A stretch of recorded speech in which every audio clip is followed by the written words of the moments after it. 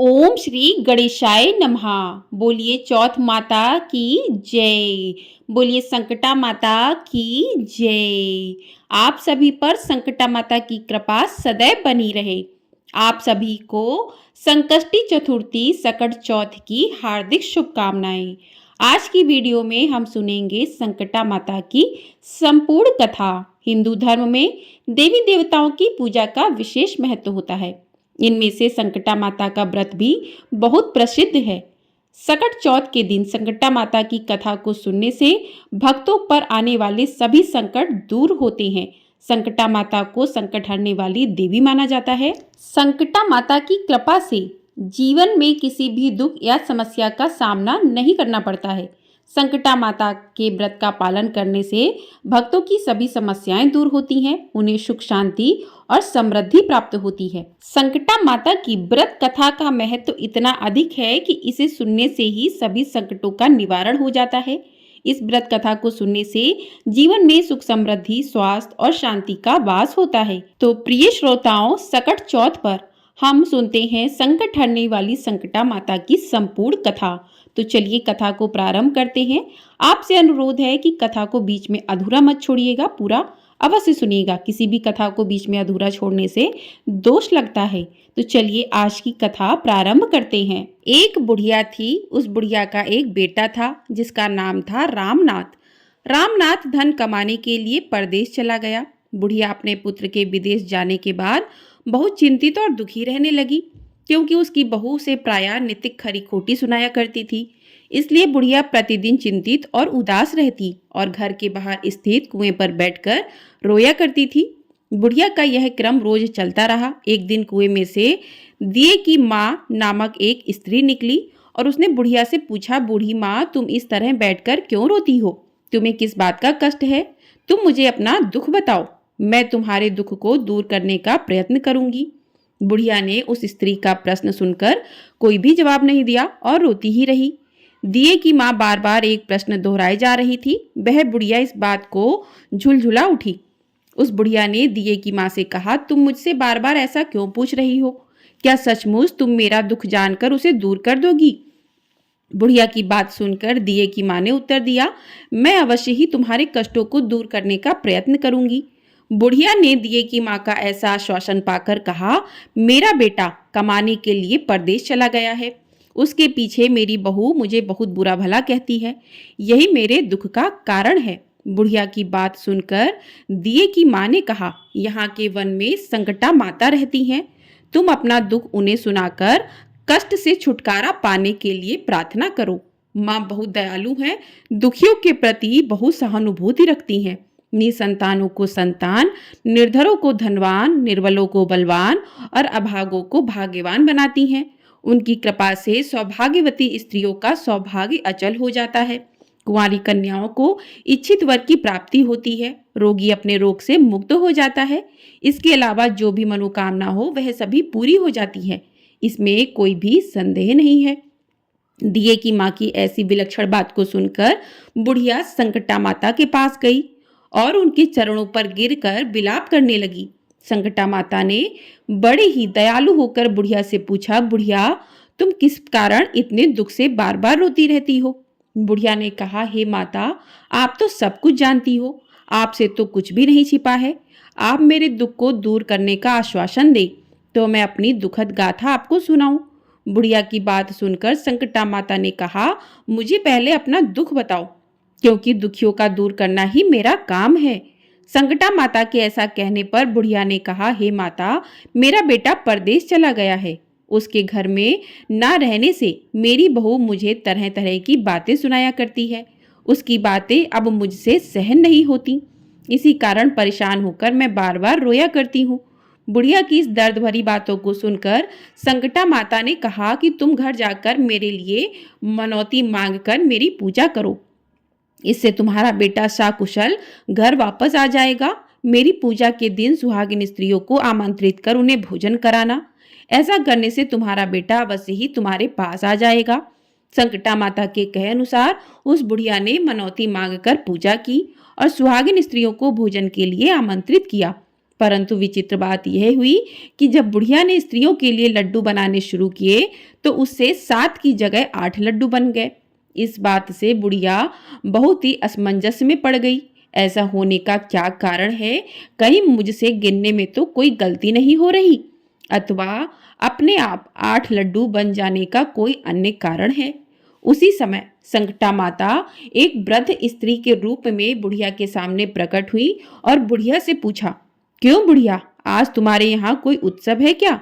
यह सुनकर बुढ़िया बोली, आज मैंने संकटा माता की पूजा की है और सुहागिन स्त्रियों को भोजन के लिए आमंत्रित किया है, किंतु जब गिनकर 7 लड्डू बनाती हूँ तो वे लड्डू अपने आप ही 8 बन जाते हैं। मैं इसी बात से चिंता में पड़ गई हूँ। बुढ़िया की बात सुनकर संकटा माता ने कहा, क्या तुमने किसी बुढ़िया को भी आमंत्रित किया है? बुढ़िया कहने लगी, नहीं, मैंने ऐसा नहीं किया है।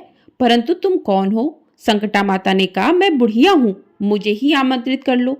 ऐसा सुनकर बुढ़िया ने उस बुढ़िया रूपधारी संकटा माता को भोजन के लिए आमंत्रित कर लिया। इसके बाद बुढ़िया के घर पर सभी आमंत्रित सुहागनें आ पहुंची और बुढ़िया ने सबको लड्डू, अन्य मिठाई आदि का भोजन कराया। इससे संकटा माता उस बुढ़िया पर बहुत प्रसन्न हुई और माता की कृपा से बुढ़िया के बेटे के मन में अपनी माता और पत्नी से मिलने की इच्छा उत्पन्न हुई और वह अपने घर के लिए चल दिया। कुछ दिन बीतने के बाद वह बुढ़िया संकटा माता की पूजा कर सुहागिनों को भोजन करा रही थी कि किसी ने उसके बेटे के आने की सूचना दी, लेकिन बुढ़िया अपने काम में लगी रही। उसने कहा, मेरे बेटे को बैठने दो, मैं सुहागिनों को जिमाकर अभी आती हूँ। बुढ़िया की बहू ने पति के आने का समाचार सुना तो उसी क्षण पति के स्वागत के लिए तुरंत घर की ओर चल दी। लड़के ने अपनी पत्नी को देखकर मन में सोचा कि मेरी पत्नी मेरे प्रति कितना प्रेम रखती है, जो खबर पाते ही मुझसे मिलने आ गई। परंतु मेरी माँ को मुझसे जरा भी प्रेम नहीं है।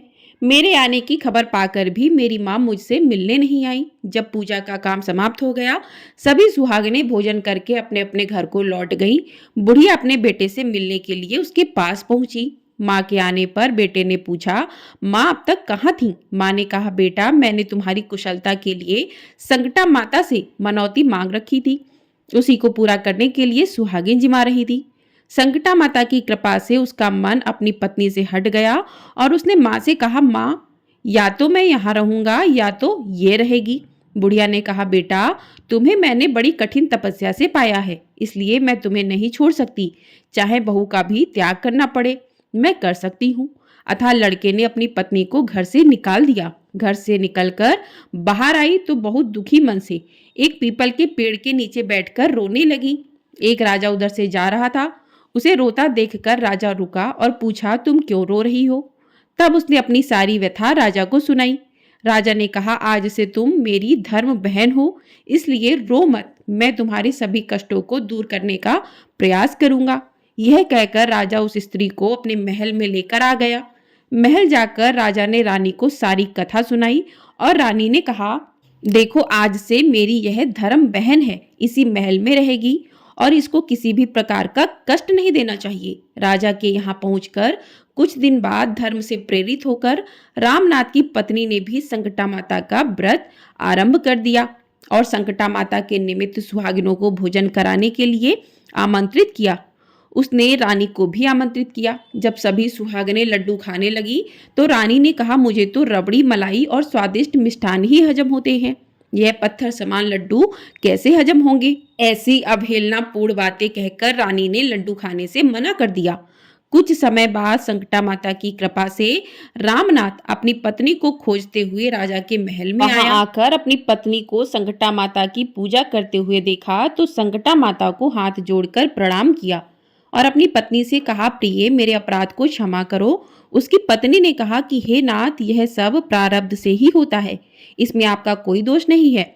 आप मेरे ईश्वर रूप हो, मेरे भी अपराध को क्षमा करें। यह कहकर दोनों ने विधि पूर्वक संकटा माता व्रत कथा सुनी और संकटा माता की पूजा की।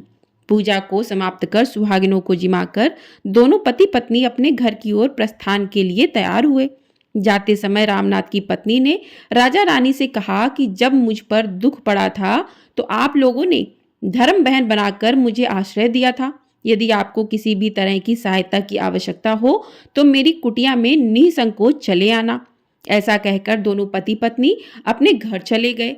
संकटा माता के प्रसाद का निरादर करने के कारण रानी पर भारी संकट आ पड़ा। रामनाथ की बहू के जाते ही उनका राजपाट सब नष्ट हो गया। ऐसी विपत्ति में पड़कर रानी ने राजा से कहा, ना जाने वह तुम्हारी धर्म बहन कैसी थी, उसके यहाँ से जाते ही सब कुछ नष्ट हो गया। रानी ने राजा से कहा, जाते समय वह कह गई थी कि जब मेरे ऊपर कष्ट पड़ा था तब मैं तुम्हारे यहाँ आई, और कदाचित तुम्हारे ऊपर कोई भी कष्ट पड़े तो तुम मेरे घर चली आना। इसलिए हम लोगों को उसके यहाँ ही चलना चाहिए। ऐसा विचार कर राजा रानी दोनों ही अपनी धर्म बहन के घर गए। वहां जाकर रानी ने कहा, बहन तुम्हारे जाते ही ऐसा क्या हो गया कि हमारी सारी संपत्ति नष्ट हो गई? हम लोग बहुत परेशानी में पड़े हुए हैं। रानी की बात सुनकर रामनाथ की पत्नी ने कहा, बहन मैं तो कुछ नहीं जानती, मेरी तो सब करता धरता संकटा माता है, इसके अतिरिक्त कोई दूसरा नहीं। इसलिए मेरी राय में तुम संकटा माता से अपनी भूलों के लिए क्षमा याचना करो। उन्हीं की मान मनौती से तुम्हारा काम बन जाएगा, तुम्हारे सारे बिगड़े काम अपने आप सुधर जाएंगे। रामनाथ की पत्नी की बातें सुनकर रानी ने श्रद्धा भक्ति से संकटा माता का व्रत किया और सुहागिनों को जिमाकर अनजाने में हुई सभी भूलों के लिए संकटा माता से बार बार क्षमा मांगी। रानी के ऐसा करते ही संकटा माता प्रसन्न हो गईं और रात में रानी को स्वप्न में कहा कि तुम दोनों पति पत्नी अपने महल को चले जाओ, वहां जाकर मेरी पूजा करना और मेरे निमित्त सुहागिनों को जिमाना। ऐसा करने से तुम्हारा गया हुआ राजपाट तुम्हें दोबारा वापस मिल जाएगा। सुबह होते ही रानी ने अपने स्वप्न की बात राजा को बताई। रानी की बात सुनते ही राजा उसी क्षण रानी को साथ लेकर अपने महल की ओर चल दिए। महल में आने के बाद राजा रानी ने संकटा माता के कहे अनुसार पूर्ण भक्ति भाव से माता संकटा की पूजा की और सुहागिनों को भोजन कराया। ऐसा करने से उनका बिगड़ा हुआ सारा समय सुधर गया और सारा राजपाट उन्हें वापस मिल गया और वह पहले की तरह राज्य को भोगने लगे। बोलिए संकटा मैया की जय। बोलिए भगवान गणेश की जय। बोलिए चौथ माता की जय। तो इस प्रकार से ये कथाएं यहीं पर समाप्त हुई। मिलते हैं अगली वीडियो में। आपको ये वीडियो पसंद आई है तो वीडियो को लाइक शेयर, चैनल को सब्सक्राइब कर लीजिएगा। आपको हमारे चैनल पर माघ मास महात्म्य की कथाएं सुनाई जा रही हैं। यदि आप उन कथाओं को सुनना चाहते हैं तो चैनल को सब्सक्राइब करके ढेर सारा प्यार अपना ज़रूर दीजिएगा और कमेंट बॉक्स में गणेश भगवान की जय भी अवश्य लिखिएगा। बोलिए गणेश भगवान की जय। संकटा माता की जय।